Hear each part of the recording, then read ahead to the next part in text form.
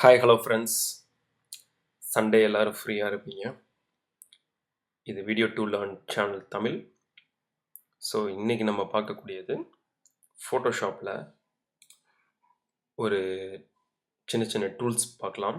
So இந்த மாதிரி ஒரு பிக்சர் நான் எடுத்துக்கிறேன்.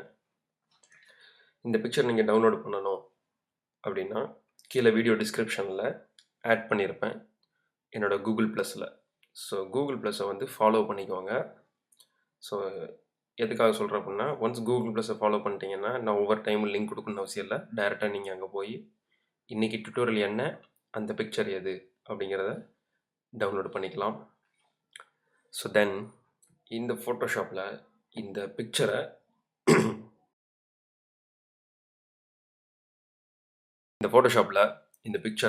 கட் அவுட் பண்ணுறது, அதாவது கட் அவுட், இதை கட் பண்ணி எப்படி வெளியே எடுக்கிறது அப்படிங்கிறதுக்கு சொல்கிறத கட் அவுட் அப்படின்னு சொல்லி தான் இங்கிலீஷில் நம்ம சொல்கிறது. So cut out from the background அப்படிங்கிறது.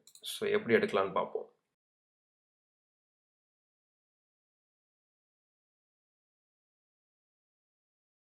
கண்ட்ரோல் ஜே ப்ரெஸ் பண்ணுங்கள். டூப்ளிகேட் லேயர் க்ரியேட் ஆகிடும். அப்படி இல்லைன்னா இங்கே லேயரில் new layer from the background அப்படிங்கிறத எடுத்துக்கலாம். ஸோ இது எடுத்ததுக்கப்புறமா என்னோடய பேக்ரவுண்ட் லேயரை நான் சுவிட்ச் ஆஃப் பண்ணிக்கிறேன். ஸோ இது வரைக்கும் நார்மலாக இப்படி தான் வந்து பிகினர்ஸ் செய்ய ஆரம்பிச்சிருப்பாங்க. நம்ம ஸ்டார்டிங்லேயே கொஞ்சம் அட்வான்ஸ் லெவலுக்கு போவோம். எப்படின்னா, இப்போ நான் இந்த டூப்ளிகேட் லேயரை டெலிட் பண்ணிடுறேன். எனக்கு பேக்ரவுண்ட் லேயர் மட்டும்தான் இருக்குது. ஸோ ஸ்டார்டிங் W கீயை ப்ரெஸ் பண்ணால் குவிக் செலெக்ஷன் டூல் அப்படின்னு சொல்லி செலக்ட் ஆகும். அதாவது இதில் 4வது டூல் இருக்கும். இந்த டூலை செலக்ட் பண்ணால் 2 இருக்கும், magic wand tool, quick selection tool. இந்த ரெண்டையும் நம்ம இப்போ பார்க்கலாம். ஸோ குவிக் செலெக்ஷன் டூலுக்கு W ஷார்ட்கட் கீ. அதோட கீ வந்து மேலே இருக்கக்கூடிய இந்த ப்ராப்பர்ட்டிஸ் பார் இருக்கு இல்லையா, இதில் என்னென்ன இருக்குங்கிறத நான் சொல்கிறேன். இது ஆக்சுவலாக டூலோட ப்ரஷ்ஷு. ஸோ ப்ரஷ் என்ன சைஸில் வேணும் அப்படிங்கிறதெல்லாம் இந்த இது ப்ரஷ் என்ன சைஸ், இந்த ஹார்ட்னஸ் அப்படின்னு இருக்கு இல்லையா, இதை எப்படி தெரியுமா சொல்லலாம். பெயிண்ட் ப்ரஷ்ஷை வந்து எடுத்துக்கிட்டு அந்த பெயிண்டில் நினச்சி பேப்பர் மேலே எவ்வளோ தூரம் அழுத்துறீங்கிறது தான் ஹார்ட்னஸ். ஓகே, அழுத்தி வரைவோம் இல்லையா, அது எவ்வளோ தூரம் விரித்து வரைவோம் இல்லையா, அதுதான் ஸ்பேஸிங். ஸோ இதுதான் வந்து இந்த ப்ரஷ்ஷோட நார்மல் யூஸு. இது வந்து ஹார்ட்னஸ் ஸ்பேஸ் அப்படின்னு நம்ம எங்கே பேசினாலும் இதுதான். ஸோ நான் புரியலைன்னா ஒன்ஸ் வீடியோவில் பேக் போய் மறுபடியும் கேளுங்க. இந்த ப்ளஸ் இருக்கு இல்லையா, ப்ளஸ் சிம்பிள், இது வந்து என்னென்னா ஏற்கனவே வரைஞ்சிட்டு அதுக்கு மேலே மறுபடியும் ஆட் பண்ணிக்கலாம். அப்படி இல்லை நான் இது மட்டும் பண்ணியிருக்கேன்னா, இப்போ பாருங்கள், நான் இந்த ஸ்டூலை செலக்ட் பண்ணியிருக்கேன், இந்த சிமெண்ட் இதை. இப்போ நான் இந்த ப்ளஸ்ஸு கொடுக்காம நான் இதை எடுத்து மறுபடியும் இங்கே பண்ணால் பழசு போயிடும், இங்கே தான் புதுசாக இருக்கும். ஸோ அதுதான். இப்போ டீசெலக்ட் பண்ணுறதுக்கு என்ன ஷார்ட்கட் கீ அப்படின்னா கண்ட்ரோல் டி. அது வந்து எங்கே இருக்கும்னா செலக்டில் டீசெலக்ட் அப்படின்னு சொல்லியிருக்கோம். நம்ம எங்கேயாவது செலக்ட் பண்ணியிருந்தோம்னா அது வரும் ஆட்டோமேட்டிக்காக. ஸோ செலக்ட் இந்த இருக்குது, deselect, control D. Okay, shortcut keys ரொம்ப முக்கியம். சில ஷார்ட்கட் கீஸை வந்து உங்கள் டைரியில் நோட் பண்ணிட்டே வாங்க. ஒன்ஸ் இந்த கீஸ் ஷார்ட்கட்லாம் நம்ம முடித்ததுக்கப்புறமா நான் ஒரு புக்கு க்ரியேட் பண்ணிகிட்ருக்கேன். அந்த ஷார்ட்கட் கீ புக்கு, அதை உங்கள் எல்லாத்துக்கும் ஃப்ரீயாக நான் கொடுத்துருவேன். ரைட். ஸோ இந்த ப்ளஸ் சிம்பிளை யூஸ் பண்ணால் என்ன ஆகும்னா, இப்போ நான் இந்த பொண்ணை மட்டும் தனியாக செலக்ட் பண்ணுறேன்னு வச்சுக்குவோம். இங்கே வரைக்கும் நான் செலக்ட் பண்ணிட்டேன். அடுத்து நான் மறுபடியும் இங்கே எடுக்கணும்னா எனக்கு இது போயிடக்கூடாது. ஸோ அதனால் ப்ளஸ்ஸை கிளிக் பண்ணிவிட்டு இப்போ அதோடு சேர்ந்து இப்படி செலக்ட் பண்ணி எடுக்கலாம். ஸோ எவ்வளோ தூரம் ப்ரெஸ் பண்ணுறோம், எங்கே ஸ்பேஸ் அப்படிங்கிறது இருக்கு இல்லையா, நான் இப்படி இழுத்தேன் இல்லையா, அதுதான் ஸ்பேஸ். ஸோ இதுதான் எடுக்கக்கூடியது. ஸோ இப்படி செலக்ட் பண்ணோடனே என்ன பண்ணலான்னா, இதை மிச்சத்தெல்லாம் டெலிட் பண்ணிடலாம். அப்படின்னா டெலிட் பண்ண வேணாம், அதை நம்ம வச்சுக்கலாம். நம்ம வச்சுக்கிட்டு ஃபினிஷிங் வரைக்கும் ஒர்க் பண்ணிக்கிட்டு அதுக்கப்புறமா இது தேவையில்லாமல் விட்டுடலாம். ஸோ ஒன்ஸ் டெலிட் பண்ணிட்டா திருப்பி அதை எடுக்க முடியாது. அதனால் ரிஃபைன் எட்ஜ் அப்படின்னு ஒரு ஆப்ஷன் இருக்கு இல்லையா லாஸ்ட்டில், அந்த ரிஃபைன் எட்ஜுங்கிறத கிளிக் பண்ணால் என்ன ஆகும்னா உங்களுக்கு என்னெல்லாம் நீங்கள் செலக்ட் பண்ணியிருக்கீங்க ப்ரஷ்ஷில் அது தெரிய வரும். ஓகே, ஸோ என்னோட ஐடியா எப்படின்னா, நீங்கள் இதை செலக்ட் பண்ணாலும் சரி, இல்லை நான் இப்போ செலக்ட் கொடுத்து ரிவர்ஸ் கொடுத்துட்றேன். நான் இந்த பொண்ணை மட்டும் தான் செலக்ட் பண்ணேன். பட் இப்போ நான் இன்வெர்ஸ் கொடுத்தா என்ன ஆகும்னா, எனக்கு வெளியே உள்ளது செலக்ட் ஆகிடும். நம்ம என்ன செலக்ட் பண்ணோமோ அதை விட்டுட்டு மிச்சம் இருக்கிறது செலக்ட் ஆகும். இப்போ நான் ரிஃபைனேஜ் கொடுத்தா தெரியுதா, தனியாக கட் அவுட்டாக இருக்கும். ஸோ இந்த ரேடியஸ் அப்படிங்கிறது ஸ்மார்ட் ரேடியஸ் அப்படிங்கிறத கிளிக் பண்ணிக்கலாம்.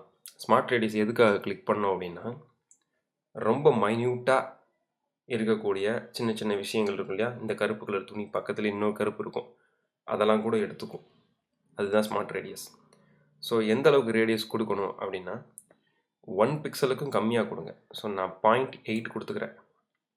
ஷிஃப்ட் எட்ஜில் முன்னாடி எடுத்தால் இது வந்து உள்ளே சுருங்கும், பின்னாடி எடுத்தால் இது வெளியே வரும். அதுதான் கரெக்டான விஷயம். ஸோ நான் இதை +2ல் வச்சுக்கிறேன். ஃபெதர் அப்படின்னு இருக்கு இல்லையா, அதில் வந்து 0.5 பிக்சல். கான்ட்ராஸ்ட்டுங்கிறது நார்மலாக நம்மளுக்கு டிவி பிக்சரில் தெரிஞ்சது தான். ஸ்மூத் வந்து ஒரு 5 பிக்சல் வச்சுக்கிட்டு, இந்த கீழே அவுட்புட் 2 அப்படின்னு இருக்கு இல்லையா, இதுதான் முக்கியமான விஷயம். அவுட்புட் 2 நியூ லேயர்னு கொடுத்தீங்கன்னா இது லேயர் மாஸ்கில் போயிடும். ஸோ நியூ லேயரும் வித் லேயர் மாஸ்க்னு கொடுத்தா என்ன ஆகும்னா, புதுசாக இது ஒரு லேயரில் க்ரியேட் ஆகி அதோட லேயர் மாஸ்க்கும் வந்துடும். இப்போ பார்ப்போம். இந்த இருக்குது, புதுசாக ஒரு லேயர் க்ரியேட் ஆகி அதோட மாஸ்கில் இங்கே வந்துடும். இப்போ நான் என்ன பண்ணுறேன், இதை Ctrl+J கொடுக்குறேன். உள்ளே இருக்கிற ஆப்ஷனை கிளிக் பண்ணிக்கிறேன். கிளிக் பண்ணிவிட்டு Ctrl+I கொடுக்கணும், அதாவது இன்வெர்ட் கொடுத்தா இப்போ என்ன ஆகும்னா, எனக்கு இந்த புல்லை மட்டும் இருக்கக்கூடியது இந்த லேயரில் இருக்கும். இதை ஆஃப் பண்ணிட்டு இதை பண்ணால் இது எனக்கு பேக்ரவுண்ட் மட்டும் இருக்கும். ஸோ நான் பேக்ரவுண்டை இருட்டாகிறதுனாலும் சரி, நான் தனியாக பண்ணுறதுனாலும் சரி, முதல் விஷயம் பண்ணோம் அப்படின்னா, ஏற்கனவே நம்ம பண்ண ட்விட்டரில் இருக்கும், அப்படி கட் பண்ணால் ஏதாவது ஒன்று தான் இருக்கும். இப்போ நம்மள்கிட்ட 2 இருக்குது, அந்த சப்ஜெக்டும் இருக்குது, சப்ஜெக்டோட பேக்ரவுண்டும் இருக்குது. ஸோ இதை வச்சு நம்ம அடுத்த லேயருக்கு இதை மூவ் பண்ணலாம். இதை எப்படி மூவ் பண்ணலாங்கிறத பார்ப்போம். அதாவது சில பேக்ரவுண்ட்ஸ் வந்து காப்பி பண்ணி நான் வந்து ஸ்டாக்ஸ் இந்த மாதிரி தான் மெயின்டைன் பண்ணி வச்சுருப்பேன். நான் எப்பப்பெல்லாம் உங்களுக்கு டுட்டோரியல்ஸ் எடுக்கிறனோ அந்த ஸ்டாக்கை வந்து நான் உங்களுக்கு அனுப்பிச்சிடுவேன். இது மொத்த ஸ்டாக்ஸ் வந்து நான் ஃப்ரீயாக இருக்கும்போது இந்த வேலைக்காக டவுன்லோட் பண்ணி வைக்கிறது. ஸோ இந்த க்ளவுடு இந்த மாதிரி இருக்கு இல்லையா, ஸோ இது நல்லா யூஸ் ஆகும் இந்த மாதிரி. ஸோ இந்த ஸ்டாக்ஸ் நல்லா இருக்குது. ஸோ இப்போ நான் இதை வந்து உள்ளே கொண்டு வந்துக்கிறேன். இழுத்து கொண்டு வந்துட்டு, ஆக்சுவலாக எது வந்து என்ன இதுன்னு தெரியணும் இல்லையா, அதுக்கு வந்து நீங்கள் பேர் வச்சுக்கலாம். இது பேக்ரவுண்டு, இது சப்ஜெக்ட் அப்படின்னு சொல்லி. ஸோ இந்த சப்ஜெக்டை ஃபஸ்ட்டு ரேஸ்டரைஸ் பண்ணிடுறேன் காம்பவுண்டில். ஸோ இதை பின்னாடி கொண்டு வந்துடுறேன். இதுக்கு பின்னாடி இழுத்து விட்டிங்கன்னா பேக்ரவுண்டு பின்னாடி போய்டும். ஸோ நான் இதை ஆஃப் பண்ணிடுறேன், எனக்கு இந்த பேக்ரவுண்டு தேவைப்படாது. ஸோ இந்த பேக்ரவுண்டை இதில் ஃபிக்ஸ் பண்ணியிருக்கோம் அப்படிங்கிறது தான் மேட்ரு. ஸோ இப்போ நான் லேயர் மாஸ்க்கை எப்படி அப்ளை பண்ணிடுறது அப்படின்னா, அந்த லேயர் மாஸ்க்கை கிளிக் பண்ணி ரைட் கிளிக் பண்ணுங்கள், அப்ளை லேயர் மாஸ்க்குன்னு வரும். ஸோ அதை அப்ளை பண்ணால் இந்த மாஸ்க்கு இதில் அப்ளை ஆகி அது ஒரு பிக்சராகவே மாறிடும். ஸோ இப்போ Ctrl+T கொடுத்தா ட்ரான்ஸ்ஃபார்ம், இந்த மாதிரி சிம்பிளான விஷயங்களை நம்ம ஆரம்பத்திலே பேசியிருக்கோம். ஷார்ட்கட் கீ ரொம்ப ரொம்ப முக்கியம். பழகிக்கிட்டால் மட்டும்தான் ட்விட்டர்ஸில் நீங்கள் பின்னாடி தொடர்ந்து வர முடியும். ஸோ சின்ன சின்ன விஷயந்தான், பழகிக்கோங்க. Ctrl+Tங்கிறது ட்ரான்ஸ்ஃபார்ம் பண்ணுறதுக்கு, அதாவது சின்னதாக்குறதுக்கோ இல்லை பெருசு பண்ணுறதுக்கோ. நான் இப்போ இதை ஓரளவுக்கு சின்னது பண்ணுறேன். இதை இங்கே பேஸாக எந்த இடத்துல எனக்கு ஷூட் ஆகும் அப்படிங்கிற மாதிரி வந்து சில இடத்துல பார்த்து வச்சுக்கிறேன். ஸோ இப்போ வச்சாச்சு. வச்சுட்டு என்ட்ரு பண்ணால் ப்ரெஸ் ஓகே ஆகிடும். இப்போ எனக்கு இந்த லேயருக்கும், அதாவது பேக்ரவுண்டுக்கும் சப்ஜெக்ட்டுக்கும் எந்த விதமான கனெக்ஷனும் இல்லாமல், இது ஒரு கலரில் அது ஒரு கலரில், இது கொஞ்சம் பின்னாடி பனி மூட்டமாக இருக்குது, இது கொஞ்சம் நல்ல வெளிச்சமாக இருக்குது. ஸோ ரெண்டுமே வந்து செட் ஆகாமல் இருக்குது. அது போக இன்னொன்று என்னென்னா, இந்த டாக்குமெண்ட்டில் இங்கிட்ட எம்டி ஸ்பேஸ் இருக்குது, இந்த பக்கமும் எம்டி செட் இருக்குது. ஸோ அதை எப்படி ரிமூவ் பண்ணுறதுன்னு பார்த்துருவோம். Ctrl+T ப்ரெஸ் பண்ணுறேன் பேக்ரவுண்டில், ஆல்ட்டையும் ஷிஃப்ட்டையும் ப்ரெஸ் பண்ணிக்கிட்டே ரெண்டு இழுத்தா இந்த மாதிரி ரெண்டு பக்கமும் பெருசாகும், ரைட்? ஸோ இதை ப்ரெஸ் பண்ணி எனக்கு சைஸுக்கு வச்சுக்கிட்டு ஃபினிஷ் பண்ணிடுறேன். இது இப்போ இந்த மாதிரி இருக்குது. இப்போ இந்த பொண்ணு வந்து அந்தரத்தில் இருக்கிற மாதிரி ஒரு ஃபீல் ஆகும் இதை பார்க்கும்போது. ஏன் அப்படின்னு கேட்டால், இந்த புள்ளையோட ஷேடோ வந்து கரெக்டாக இங்கே உள்ளே இருந்திருந்ததுன்னா நம்மளுக்கு இந்த பிக்சரோடு இருக்கிற மாதிரி ஒரு ஃபீல் இருக்கும். என்றைக்குமே ஷேடோ தான் வந்து 3D ஆப்ஜெக்ட்ஸை க்ரியேட் பண்ணுறது. 2Dக்கும் 3Dக்கும் ஒரே வித்தியாசம் தான். ஒரு 2D ஆப்ஜெக்ட் வந்து நீங்கள் ஃபோட்டோ எடுத்து வச்சிங்கன்னா இருக்கும். அதோட நிழல் எப்போ நீங்கள் செய்கிறீங்களோ அது 3D ஆப்ஜெக்ட். ஸோ இப்போ அந்த நிழல் நம்ம இப்போ செஞ்சிடலாம். ரொம்ப ஈஸி. ஆக்சுவலாக பர்ஃபெக்டாக நிழல் பண்ணுறது நம்ம பின்னாடி ட்யூட்டோரியல்ஸில் பார்ப்போம். இது பிகினர். ஓகே. ஸோ புதுசாக ஒரு லேயர் நான் க்ரியேட் பண்ணிக்கிறேன். இந்த லேயரை நான் பேர் கூட வச்சுக்கலாம், ஷேடோ அப்படின்னு சொல்லி டபுள் கிளிக் பண்ணி ப்ரஷ்ஷுக்கு ஷார்ட்கட் கீ பி ப்ரெஸ் பண்ணுறேன். எனக்கு ப்ரஷ் ஆக்டிவேட் ஆகிடுச்சு. ப்ரஷ்ஷோட சைஸ் போய்கிட்டு எனக்கு தேவையான சைஸ் அளவில் நான் எடுத்து வச்சுக்கிறேன். இதுக்கு மேலே சைஸ் உங்களுக்கு வேணும் அப்படின்னா நீங்கள் வந்து ஸ்கொயர் ப்ராக்கெட் இருக்கு இல்லையா, அதாவது பி பட்டனுக்கு அடுத்து உள்ள 2 ப்ராக்கெட் இருக்கும், ஸ்கொயர் ப்ராக்கெட், அதை ப்ரெஸ் பண்ணிங்கன்னா பெருசாகும். ஓகே. தென் பிளாக் தான் செலக்ட் பண்ணியிருக்கேன். இங்கே நம்ம பண்ண வேண்டிய முக்கியமான விஷயங்கள், ரைட் கிளிக் பண்ணால் இது சாஃப்ட் ப்ரஷ், இது ஹார்ட் ப்ரஷ். எப்படி சொல்கிறோம் அப்படின்னா, இங்கே ஹார்ட்னஸ் 0 வரும். இதில் அதிகமாக பண்ண அப்படி வரும். இது என்ன வருதுங்கிறத இப்போ நம்ம பண்ணிடலாம். இப்போ நான் ஹார்ட்னஸில் வச்சுக்கிட்டு இதை நான் ப்ரெஸ் பண்ணால் எனக்கு அப்படியே ஒரு வளையம் மட்டும் இருக்கும். ஓகே. வெளியே ஃபெதர் எதுவும் இருக்காது. ஆனால் சாஃப்ட் ப்ரஷில் வச்சு பண்ணால் இந்த இருக்குது, தெரியுதா? உள்ளே ஹார்டாக இருக்கும், வெளியே வர வர சாஃப்ட் ஆகிடும். ஸோ இதுதான் மேட்டர். எனக்கு இப்போ சாஃப்ட் தான் வேணும். ஸோ இந்த பொண்ணோட சென்டர் பேஸ் பண்ணி நான் இதை கிளிக் பண்ணிடுறேன். பேக்ரவுண்டில் இப்படி இருக்குது. இதுக்கு Ctrl T ப்ரெஸ் பண்ணுறேன். ஸோ அதை செலக்ட் ஆகிக்கும். மேலே இருக்கு இல்லையா டாப்பில், அதை அப்படியே கீழே வரைக்கும் இழுத்துட்டே வாங்க. ரைட், இந்த மாதிரி வரும். ஸோ இதை நான் ஷேடோ மாதிரி வைக்கிறதுக்கு வச்சுக்கிட்டு இப்போ இதை எந்த அளவுக்கு உங்களுக்கு வேணுமோ அதை பெருசு பண்ணுங்கள். ஸோ அந்த பொண்ணு உட்காந்துருக்க இடத்துல ஒரு நிழல் இருக்கிற மாதிரி. Right, check for update. So அந்த பொண்ணோட நிழல் வச்சுக்கிட்டு நான் என்ட்ரு பண்ணிடுறேன். ஒன்ஸ் என்ட்ரு பண்ணதுக்கு அப்புறமா மூவ் டூலை ப்ரெஸ் பண்ணுறதுக்கு மறுபடியும் வி கீ ப்ரெஸ் பண்ணுங்கள். ஆட்டோமேட்டிக்காக மூவ் டூல் எடுத்துரும். இங்கே ஓவர் டைம் வந்து நம்ம கிளிக் பண்ணிகிட்டே இருக்கணும்னு அவசியம் இல்லை. டக்குன்னு வேலை பார்த்துக்கலாம். இந்த ஷேடோவை சாஃப்ட் லைட் மோட் அப்படின்னு சொல்லி இல்லை ஓவர்லே அப்படிங்கிற மாதிரி கொடுக்கலாம். 1 செகண்ட்.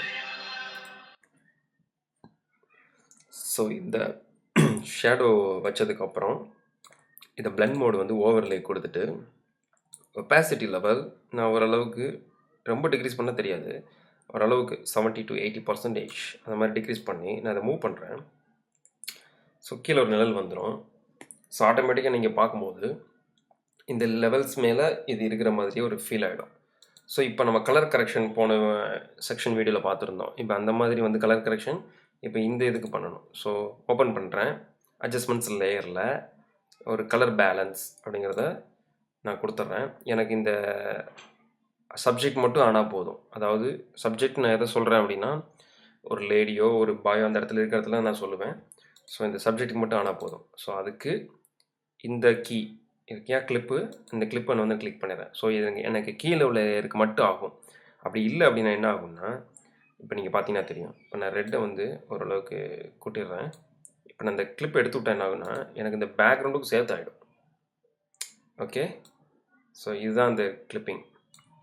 ஸோ இப்போ நான் அந்த ஓரளவுக்கு ஃபுல்லாக வச்சுக்கிட்டு க்ரீனை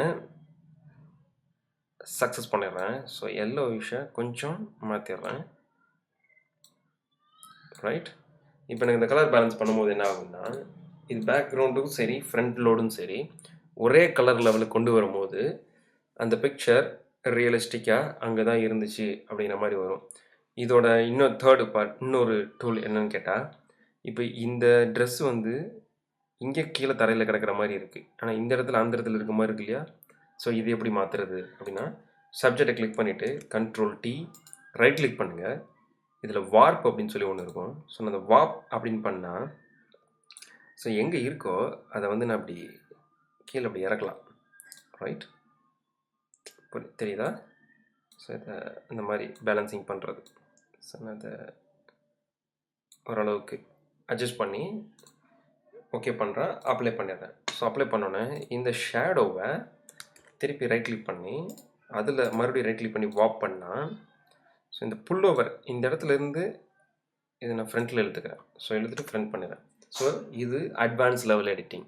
ஃபஸ்ட்டு நம்ம பார்த்தது ஜூனியர் லெவல், அதை அப்படியே தொடர்ந்து கொண்டு வந்து அட்வான்ஸ் லெவல் வரைக்கும் இந்த வீடியோவில் பேசியிருக்கோம்.